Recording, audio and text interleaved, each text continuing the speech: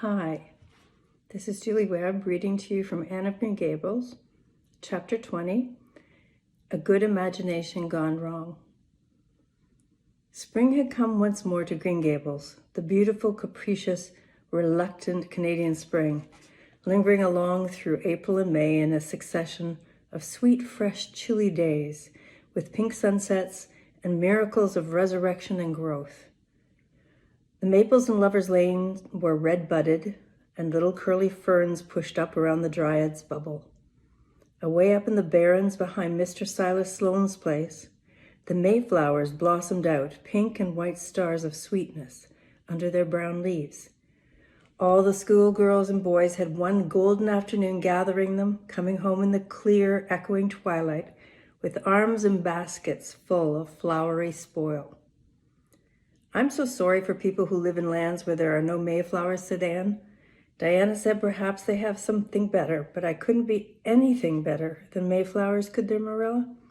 And Diana says if they don't know what they are like, then they don't miss them. But I think that that's the saddest thing of all. I think it would be tragic, Marilla, not to know what mayflowers are like and not to miss them. Do you know what I think mayflowers are, Marilla? I think they must be the souls of the flowers that died last summer. And this is their heaven. But we had a splendid time today, Marilla. We had our lunch down in the big mossy hollow by an old well. Such a romantic spot. Charlie Sloane dared Artie Gillis to jump over it, and Artie did because he wouldn't take a dare. Nobody in school would. It is very fashionable to dare. Mr. Phillips gave all the mayflowers he found to Prissy Andrews, and I heard him say, "Sweets to the sweet." He got that out of a book, I know, but it shows he has some imagination. I was offered some mayflowers too, but I rejected them with scorn. I can't tell you the person's name because I have vowed never to let it cross my lips. We made wreaths of the mayflowers and put them in our hats, and when the time came to go home, we marched in procession down the road, 2 by 2, with our bouquets and wreaths, singing "My Home on the Hill." Oh, it was so thrilling, Marilla. All Mr. Silas Sloane's folks rushed out to see us, and everybody we met on the road stopped and stared after us. We made a real sensation. "Not much wonder, such silly doings," was Marilla's response. After the mayflowers came the violets, and Violet Vale was empurpled with them. Anne walked through it on her way to school with reverent steps and worshipping eyes, as if she trod on holy ground. "Somehow," she told Diana, "when I'm going through here, I don't really care whether anybody gets ahead of me in class or not. But when I'm up in school, it's all different and I care as much as ever. There's a lot of different Annes in me. I sometimes think that's why I'm such a troublesome person. If I were just the one Anne, it would be ever so much more comfortable, but then it wouldn't be half so interesting." One June evening, when the orchards were pink blossomed again, when the frogs were singing silvery sweet in the marshes above the head of the Lake of Shining Waters, and the air was full of the savor of clover fields and balsamic fir woods, Anne was sitting by her gable window. She had been studying her lessons, but had grown too dark to see the book, so she had fallen into a wide-eyed reverie, looking out past the boughs of the Snow Queen, once more bestarred with its tufts of blossom. In all essential respects, the little gable chamber was unchanged. The walls were as white, the pincushion as hard, and the chairs as stiffly and yellowly upright as ever. Yet the whole character of the room was altered. It was full of a new, vital, pulsing personality that seemed to pervade it and to be quite independent of schoolgirl books and dresses and ribbons, and even of the cracked blue jug full of apple blossoms on the table. It was as if all the dreams, sleeping and waking of its vivid occupant had taken a visible, though immaterial form and had tapestried the bare room with splendid filmy tissues of rainbow and moonshine. Presently, Marilla came briskly in with some of Anne's freshly ironed school aprons. She hung them over a chair and sat down with a short sigh. She had had one of her headaches that afternoon, and although the pain had gone, she felt weak and tuckered out, as she expressed it. Anne looked at her with eyes limpid with sympathy. "I do truly wish I could have had that headache in your place, Marilla. I would have endured it joyfully for your sake." "I guess you did your part in attending to the work and letting me rest," said Marilla. "You seem to have got on fairly well and made fewer mistakes than usual. Of course, it wasn't exactly necessary to starch Matthew's handkerchiefs, and most people, when they put a pie in the oven to warm for dinner, take it out and eat it when it gets hot instead of leaving it to be burned to a crisp. But that doesn't seem to be your way, evidently. Headaches always left Marilla somewhat sarcastic. "Oh, I am sorry," said Anne penitently. "I never thought about that pie from the moment I put it in the oven until now, although I felt instinctively there was something missing on the dinner table. I was firmly resolved when you left me in charge this morning not to imagine anything, but keep my thoughts on facts. I did pretty well until I put the pie in, and then an irresistible temptation came to me to imagine I was an enchanted princess shut up in a lonely tower with a handsome knight riding to my rescue on a coal-black steed.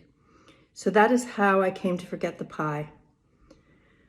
I didn't know I starched the handkerchiefs. All the time I was ironing, I was trying to think of a name for a new island Diana and I have discovered up the brook. It's the most ravishing spot, Marilla. There are 2 maple trees on it, and the brook flows right around it.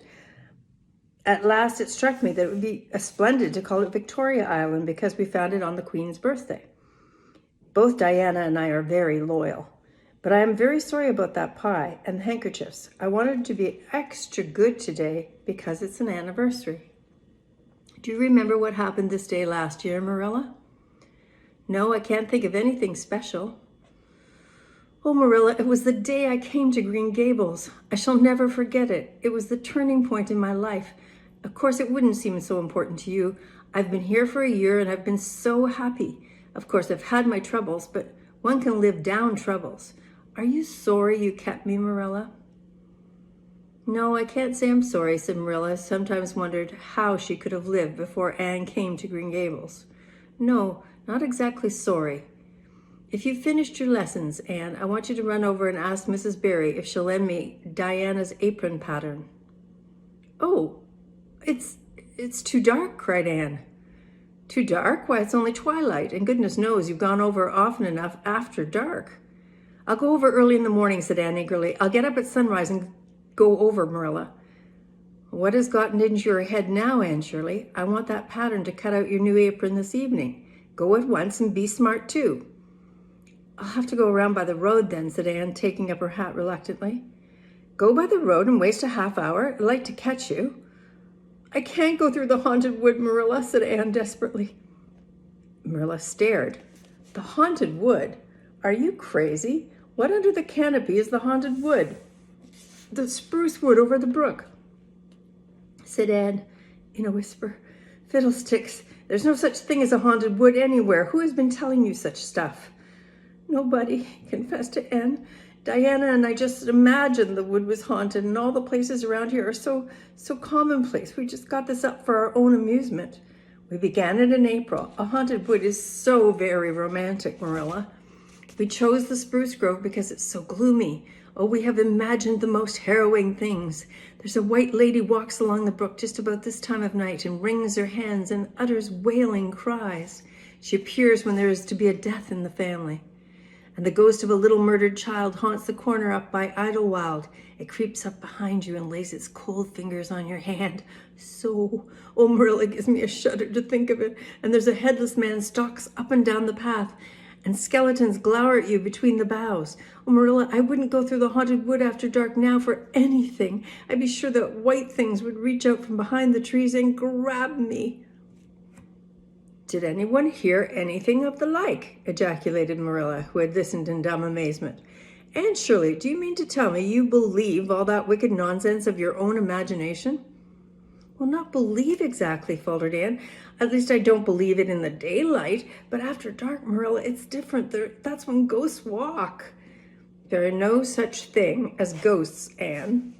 "Oh, but there are, Marilla," said Anne eagerly. "I know people who have seen them, and they are respectable people. Charlie Sloane says that his grandmother saw his grandfather driving home the cows one night after he'd been buried for a year.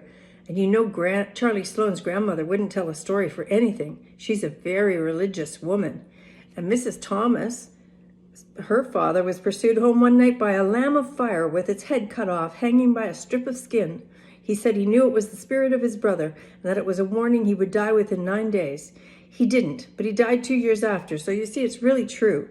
And Ruby Gillis says Anne Shirley, interrupted Marilla firmly, I never want to hear you talking in this fashion again. I had my doubts about that imagination of yours right along, and if this is going to be the outcome of it, I won't countenance any such doings. You'll go right over to Barry's, and you'll go through that spruce grove just for a lesson and a warning to you. And never let me hear a word out of your head about haunted woods again. Anne might plead and cry as she liked, and she did, for her terror was very real. Her imagination had run away with her, and she held the spruce grove in mortal dread after nightfall. But Marilla was inexorable. She marched the shrinking ghost seer down to the spring and ordered her to proceed straightway over the bridge and into the dusky retreats of wailing ladies and headless specters beyond. Oh, Marilla, how can you be so cruel? Sobbed Anne. What would you feel like if a white thing did snatch me up and carry me off? I'll risk it, said Marilla unfeelingly. You know I always mean what I say. I'll cure you of your imagining ghosts into places. March now. Anne marched. That is, she stumbled over the bridge and went shuddering up the horrible path beyond. Anne never forgot that walk. Bitterly did she repent the license she had given to her imagination. The goblins of her fancy lurked in every shadow about her, reaching out their cold, fleshless hands to grasp the terrified small girl who had called them into being. A white strip of birch bark blowing up from the hollow over the brown floor of the grove made her heart stand still. The long-drawn wail of two old boughs rubbing against each other brought out the perspiration in beads on her forehead. The swoop of bats in the darkness over her was as the wings of unearthly creatures. When she reached Mr. William Bell's field, she fled across it as if pursued by an army of white things, and arrived at the Barry kitchen door so out of breath that she could hardly gasp out her request for the apron pattern. Diana was away, so she had no excuse to linger. The dreadful return journey had to be faced. Anne went back over it with shut eyes, preferring to take the risk of dashing her brains out among the boughs to that of seeing the white thing. When she finally stumbled over the log bridge, she drew one long shivering breath of relief. Well, so nothing caught you, said Marilla unsympathetically. Oh, Marilla, chattered Anne, I'll be contented with commonplace places after this.